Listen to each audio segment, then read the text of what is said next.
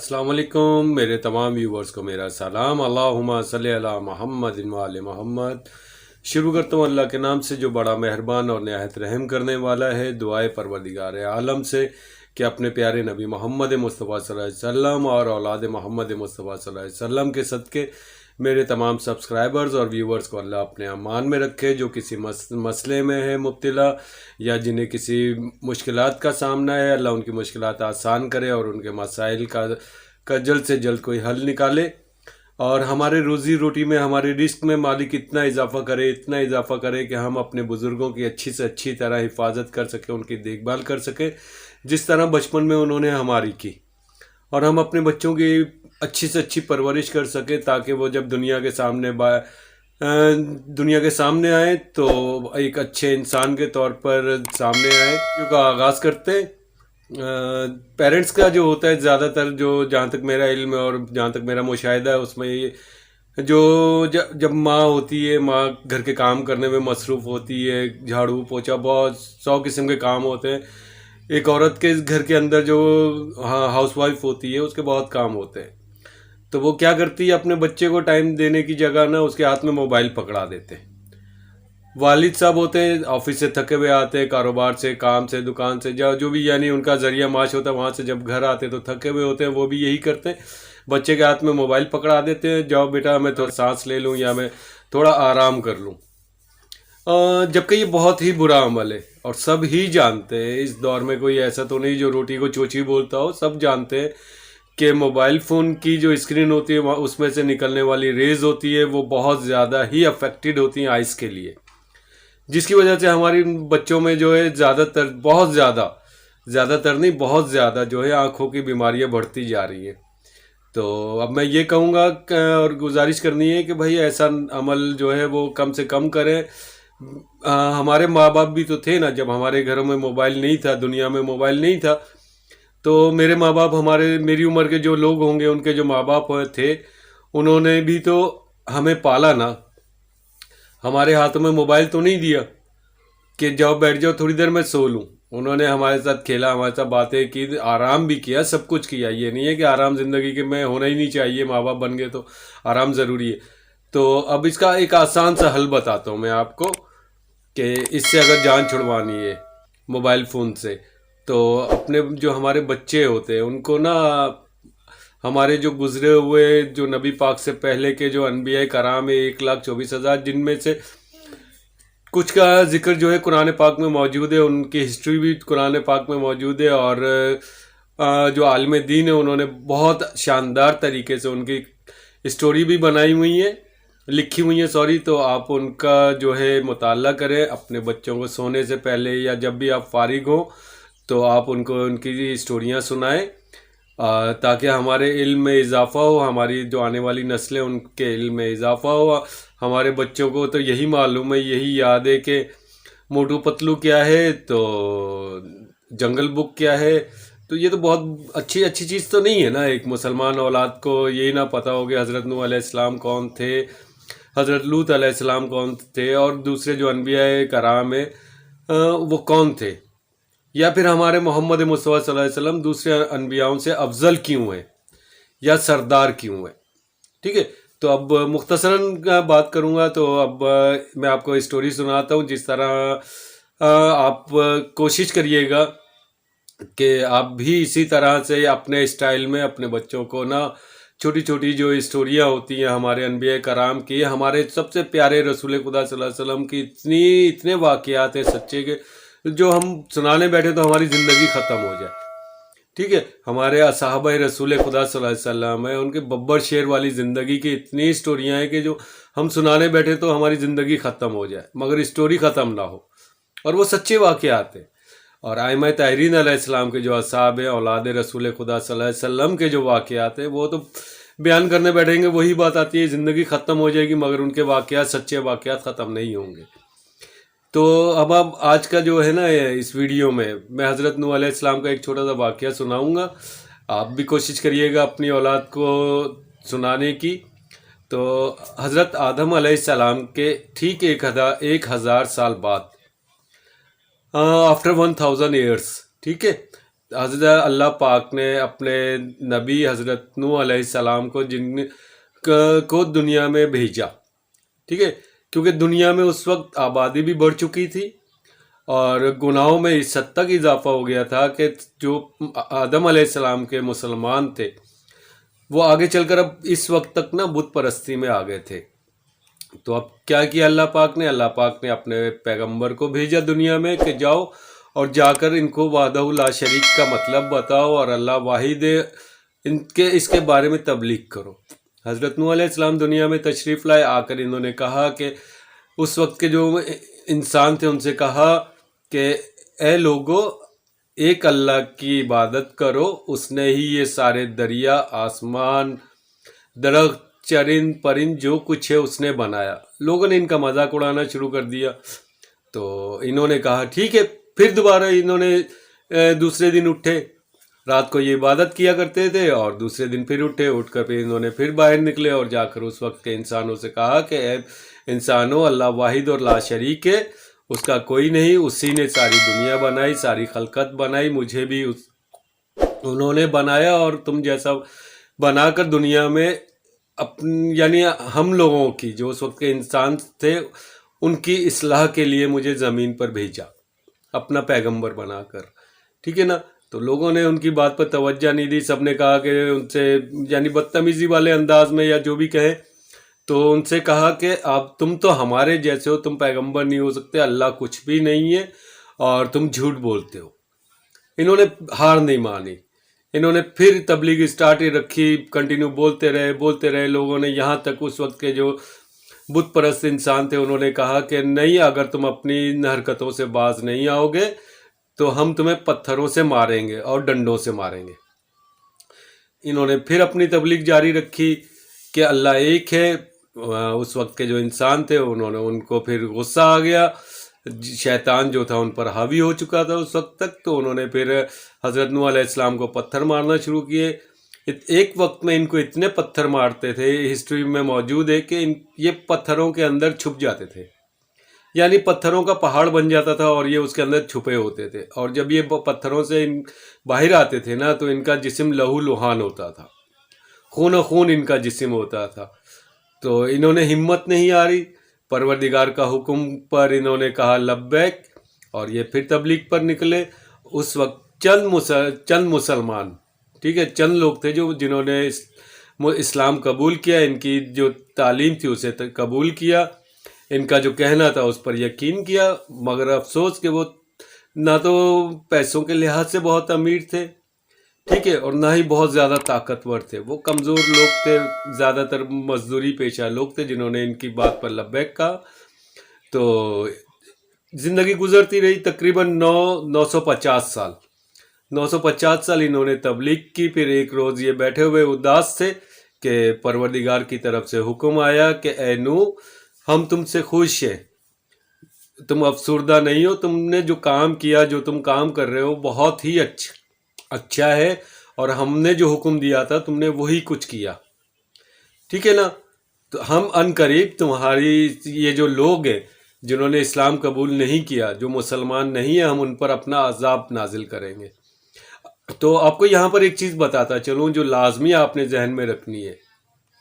ٹھیک ہے۔ ہمارے رسول خدا صلی اللہ علیہ وسلم آخری نبی، ٹھیک ہے، خاتم الانبیاء جو سردار ہیں باقی انبیاؤں کے، نبیوں کے، پیغمبروں کے،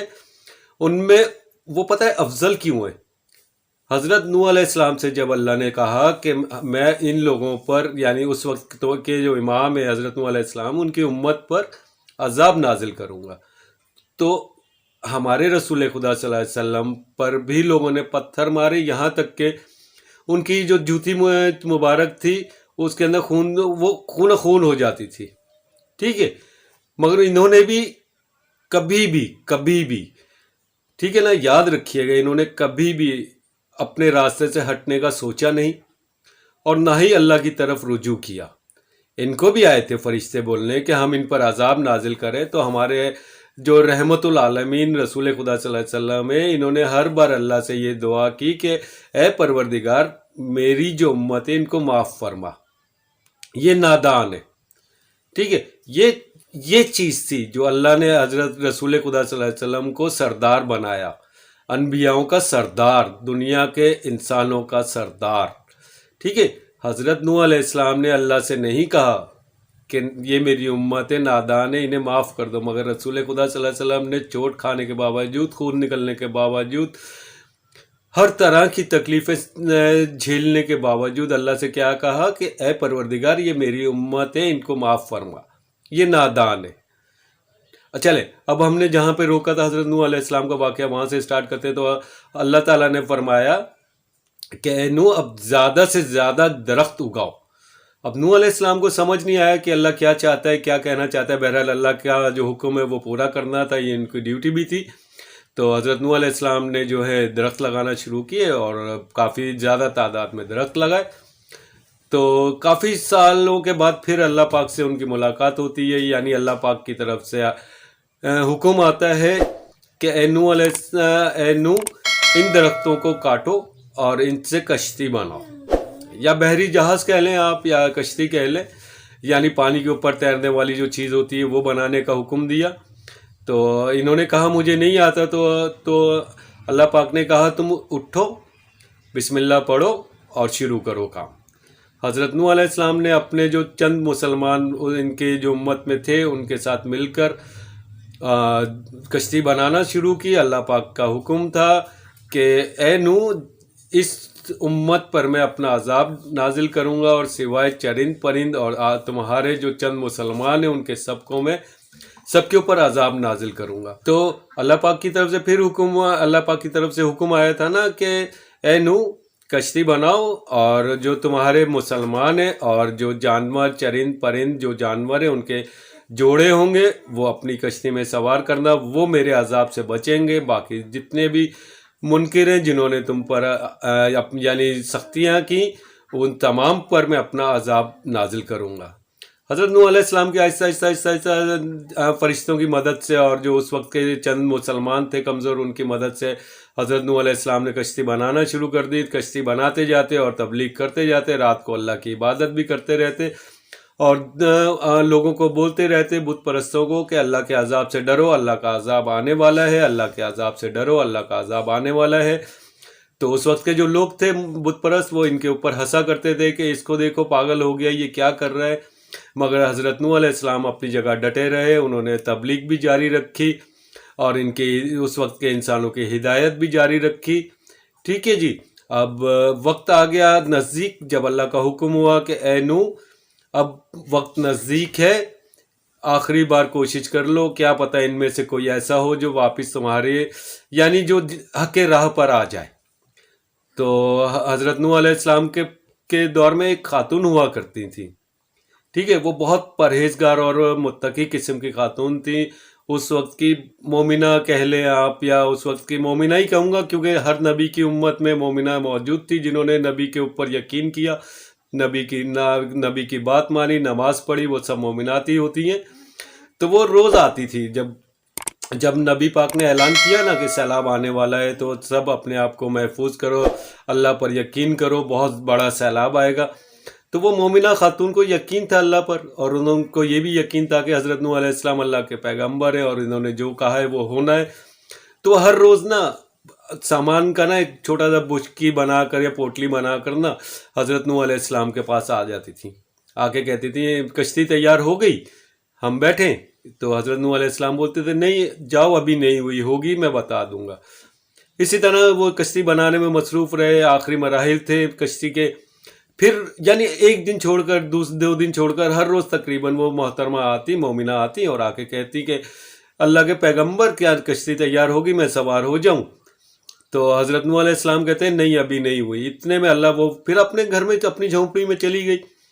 تو اتنی دیر میں اللہ پاک کا حکم ہوا کہ اے نوح جتنے بھی چرند پرند یہاں پر موجود ہیں ان کے ایک ایک جوڑے لو، اپنی کشتی میں اپنے بحری جہاز میں سوار کرو، اور جو مسلمان ہیں ان کو اپنی کشتی میں سوار کرو۔ تو حضرت نوح علیہ السلام نے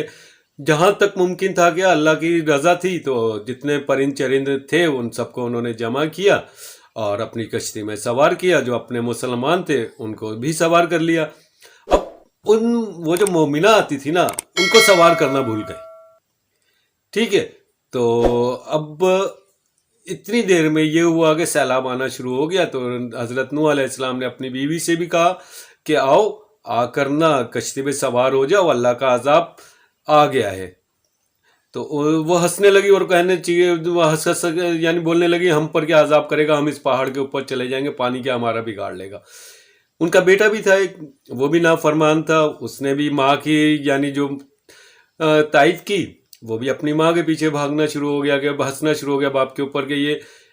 جو پانی ہمارا کیا بگاڑ لے گا، ہم پہاڑ کے اوپر چلے جائیں گے۔ بت پرست جتنے بھی تھے وہ تمام پہاڑوں کے اوپر بھاگنا شروع ہو گئے۔ حضرت نوح علیہ السلام نے بہت سمجھایا اپنی بیوی کو کہ نہیں کرو، یہ کفر کا راستہ ہے، یہ شیطان کا راستہ ہے، واپس آ جاؤ، یہ بخشش کی کشتی ہے، یہ راہ نجات کی کشتی ہے، یہ عذاب سے تو بچائے گی مگر آخرت کا جو عذاب ہے اس سے بھی بچائے گی۔ مگر وہ عورت نہ مانی، اور اس کا حضرت نوح علیہ السلام کا جو بیٹا ہے وہ بھی نہ مانا، اور وہ چلے گئے۔ اتنی دیر میں پانی نے بہت زور پکڑ لیا، سب کچھ فنا کر دیا، سب ختم کر دیا، ٹھیک ہے۔ اور روایت میں کئی جگہ یہ بھی ملتا ہے کہ سانپ نے اور جو یہ بچھو ہیں، ٹھیک ہے نا، انہوں نے ابھی کشتی پر آنے کے لیے کوشش کی، تو حضرت نوح علیہ السلام نے ان کو منع کیا کہ نہیں، تم اپنی مرضی سے کسی کو بھی مار دیتے ہو، ٹھیک ہے، کسی پر بھی حملہ کرتے ہو اپنی مرضی سے، تم کسی کو بھی کاٹ لیتے ہو، تم زہر والے ہو، تو یہاں دوسرے چرند پرند بھی ہیں، تم ان کو نقصان پہنچاؤ گے۔ تو حضرت نوح علیہ السلام سے انہوں نے وعدہ کیا تھا، سانپ نے اور بچھو اور جو زہریلے جانور تھے، انہوں نے حضرت نوح علیہ السلام سے وعدہ کیا تھا کہ ہم اللہ کی رضا کے بغیر کسی کو نہیں نقصان پہنچائیں گے،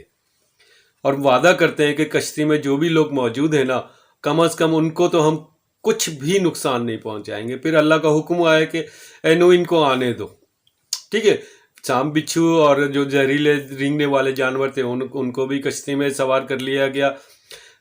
وقت گزرتا گیا، پانی چڑھتا گیا، یہاں تک کہ پہاڑوں کو، ہر چیز کو پانی نے سمیٹ لیا اپنے آغوش میں، اور جو کچھ بھی تھا سب فنا کر دیا، سب برباد کر دیا۔ کچھ دنوں کے بعد اللہ کا حکم آیا کہ اے نوح دعا کرو کہ زمین کا پانی زمین میں چلا جائے، آسمان کا پانی جو ہے وہ تھم جائے۔ تو حضرت نوح علیہ السلام نے دعا کی اللہ کے آگے کہ اے پروردگار اپنے پانی کو اب ختم کر، زمین کا پانی زمین میں چلا جائے، آسمان کا پانی برسنا تھم جائے۔ پانی رک گیا، بارش آنا رک گئی۔ تو اب خشکی جب ہونا شروع ہوئی تو حضرت نوح علیہ السلام کی کشتی زمین سے لگ گئی۔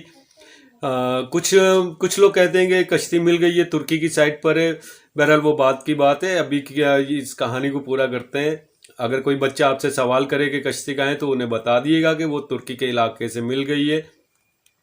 تو اب پانی ختم ہوا۔ اب اللہ کے پیارے نبی جو ہیں حضرت نوح علیہ السلام، پیارا اس لیے کہہ رہا ہوں کیونکہ انہوں نے اپنا کام، ڈیوٹی پوری انجام دی اور اچھے طریقے سے انجام دی۔ تو اب زمین پر جب آئے تو انہوں نے اس عورت کی اچانک ہی ان کے قدم جو ہیں خود بخود یہ عورت کی جھونپڑی کی طرف گئے، جن کو یہ بھول گئے تھے اپنی کشتی میں سوار کرنا۔ تو وہ عورت جو تھی وہ اپنی جھونپڑی میں روٹیاں بنا رہی تھی، ٹھیک ہے۔ اب وہ عورت اپنی جھونپڑی میں روٹیاں بنا رہی تھی، رسول ان کو دیکھ کر، حضرت نوح علیہ السلام کو دیکھ کر اس مومنہ نے کہا کہ اے نوح، اللہ کے پیغمبر، کیا ہوا، سیلاب آ رہا ہے، میں آ جاؤں؟ تو حضرت نوح علیہ السلام نے حیران ہو کے کہا کہ تم ابھی بھی زندہ ہو؟ تو اس عورت نے کہا کیوں، کیا مطلب؟ کہتے ہیں حضرت نوح علیہ السلام فرماتے ہیں سیلاب آیا بھی، طوفان آیا بھی، پانی آیا بھی اور چلا بھی گیا۔ وہ مومنہ کہتی ہے مجھے تو پتہ ہی نہیں چلا۔ معلوم ہے کیوں نہیں پتہ چلا؟ کیونکہ وہ مومنہ تھی، ٹھیک ہے، انہیں اللہ کے پیغمبر پر یقین تھا اور اللہ پر یقین تھا۔ تو اس وقت اس کی حفاظت جو تھی نا مومنہ کی، کشتی نے نہیں کی، اللہ نے کی، اللہ کے فرشتوں نے کی، ٹھیک ہے نا۔ اس وقت کے جو مشکل کشا ہوتے ہیں یا جو بھی آپ کہو جو تھے، ان کی مدد انہوں نے کی۔ اس مومنہ کی حفاظت کرنے والا اللہ تھا، ٹھیک ہے۔ اللہ نے اس کو یہ تک محسوس نہیں ہونے دیا کہ پانی آیا بھی اور چلا گیا۔ یہ نہیں ہے کہ ایک دن میں پانی آیا اور اتر گیا، کافی دنوں تک، مہینوں تک پانی کھڑا رہا۔ تو اب کیا ہوا؟ مومنہ حیران ہو گئی۔ تو انہوں نے کہا اچھا، تو ایک چیز دیکھیں کہ جب اللہ خود پر یقین کرنے والی ایک مومنہ کی حفاظت کر سکتا ہے تو ہماری کیوں نہیں حفاظت کر سکتا؟ ٹھیک ہے نا۔ اصل مقصد جو ہے وہ یہ بتانا ہے کہ ہماری حفاظت کیوں نہیں کرے گا وہ، یا تو ہمارا ان پر یقین کمزور ہے، یا اس نوح علیہ السلام کی دور کی جو مومنہ ہے ان کا یقین پختہ تھا، یقین بہت مضبوط تھا کہ اللہ نے نوح علیہ السلام تو بھول گئے اس کا مومنہ خاتون کو، مگر اللہ تو نہیں بھولا نا، اللہ نے تو ہر چیز پر نظر رکھی ہوئی ہے، ہر چیز کو دیکھتا ہے، ہر چیز کو سنتا ہے نا، انہوں نے اللہ پاک نے اس مومنہ کو محفوظ کیا۔ اس طرح چھوٹی چھوٹی جو کہانیاں ہوتی ہیں، واقعات ہوتے ہیں ہماری جو مسلمانوں کی ہسٹری ہے، یہ ضرور اپنے بچوں کو سنائیں، ان کے ساتھ شیئر کریں۔ یہ اصل میں ہماری اصل جو کہتے ہیں نا دین صراط المستقیم، تو بھائی وہ یہی راستہ ہے۔ یہ نہیں ہے کہ موٹو پتلو کا کیا ہوا تو ٹائیگر کا کیا ہوا تو جنگل بک کا کیا ہوا، یہ کچھ بھی نہیں ہے۔ اصل چیز یہ ہے، ہم نے اپنی اولاد کو اگر سکون دینا ہے نا، کل کو اچھا ایسا بنانا ہے کہ وہ ہمیں بڑھاپے میں ہمیں دھکے دے کر گھر سے نہ نکالے، تو اس طرح کے واقعات پلیز پلیز پلیز اپنے بچوں کو جو ہے ان کو سنایا کریں سونے سے پہلے، یا جب بھی آپ فارغ ہوں، خود بخود آپ کے دل میں سکون آئے گا، کیونکہ جب اللہ کا ہم ذکر کرتے ہیں، بھلے انبیاء کے نام کے ساتھ کریں یا پھر کسی بھی طرح کریں یا قرآن پڑھ کر کریں، تو قرآن پڑھنے کا اجر جو ہے نا وہ صرف ہمیں رہتا ہے، مگر اس طرح کے واقعات سنانے کا اجر جو ہے نا بچوں کو بھی ہوتا ہے، ہمیں بھی ہوتا ہے، اور اس وقت جن کا ذکر ہو رہا ہوتا ہے نا وہ بھی خوش ہوتے ہیں۔ تو اب آخر میں اختتام کریں گے اللہ پاک سے یہ دعا کر کے کہ اے پروردگار عالم، اپنے پیارے نبی محمد مصطفیٰ صلی اللہ علیہ وسلم اور ان کے آل کے صدقے میرے تمام سبسکرائبرز اور ویورز کو اللہ اپنے امان میں رکھے۔ جو بیمار ہیں اللہ ان کو صحت عطا کرے، جو کسی بھی قسم کے مسئلے میں یا مشکلات میں ہے اللہ ان کے مسئلے آسان کرے اور ان کی مشکلات آسان کرے، اور ہماری روٹی روزی میں، ہماری آمدنی میں پروردگار اتنا اضافہ کرے کہ ہم اپنے بزرگوں کی اچھی سے اچھی حفاظت کر سکیں، ان کی دیکھ بھال کر سکیں جس طرح انہوں نے ہماری بچپن میں کی، اور ہمیں اتنا دے کہ ہم اپنی اولاد کی اچھی سے اچھی پرورش کر سکیں تاکہ وہ دنیا کے سامنے جب آئیں تو اچھے انسان کے طور پر سامنے آئیں۔ اللہم صلی علی محمد و آل محمد۔